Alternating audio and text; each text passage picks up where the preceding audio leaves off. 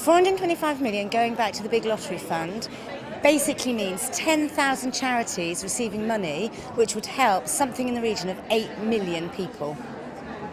A share of 425 million. With a share of £425 million, that would be quite a bit of money for our organisation. We're just over £1 million charity, so that could make a huge difference. Okay, well, we're the Duke of Edinburgh's Award, and we would use it to help fund start-up groups to offer Duke of Edinburgh's Award activities to young people who are disadvantaged.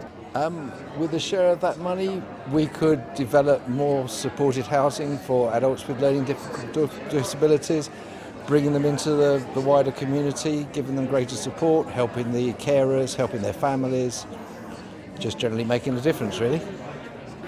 Well, we would be able to mend the hole in the roof. We are trying to support the over 75,000 people who are directly affected by hemiplegia in the UK.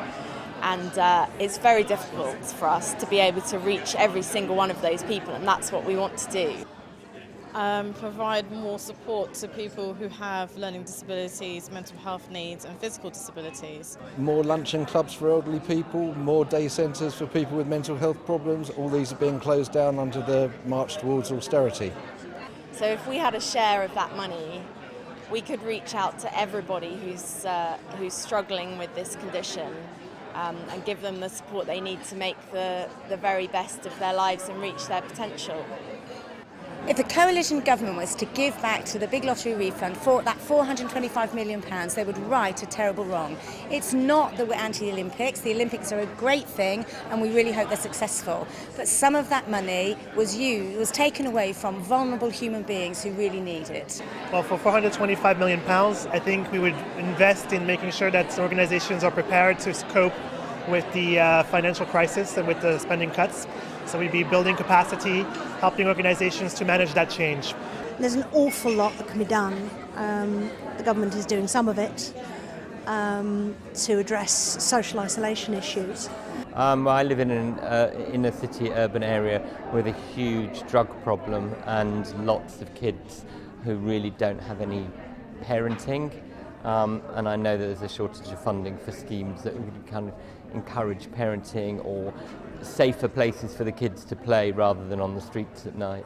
Maybe have a youth centre where there's something for the young people to do rather than hanging around the recreation ground and causing a bit of trouble maybe. Just give them something worthwhile to do, and money would be well spent. Our project is coming to an end and we'd love to be able to extend it. I think the response that we've had from organisations has demonstrated there's still a need for getting people together to network, getting people to share information and promoting disability information services to disabled people across the South East. What's needed is more money going into the voluntary sector, and hopefully when the Olympics is over and that success has been achieved, there'll be money there to do it and Britain will become a better place. Thank you.